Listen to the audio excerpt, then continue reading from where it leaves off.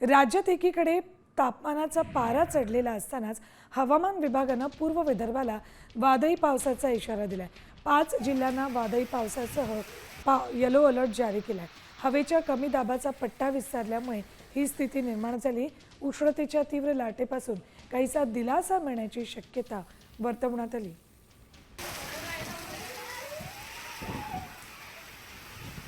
बघा, नागपूरमध्ये पावसाची शक्यता वर्तवली। वर्ध्यामध्येही भर उन्हात पाऊस कोसळण्याची शक्यता आहे। तर तिकडे यवतमाळ जिल्ह्यातही तापमानाचा पारा वाढत असतानाच वादळी पावसाचा अंदाज वर्तवलाय। चंद्रपूर जिल्ह्यातही पारा 45 वर असतानाच पावसाचाही अंदाज वर्तवण्यात आलाय, त्यामुळे थोडासा दिलासा मिळू शकतो। गडचिरोली जिल्ह्यातला पाराही 44 अंशांवर असताना इथेही पावसाचा अंदाज वर्तवण्यात आला।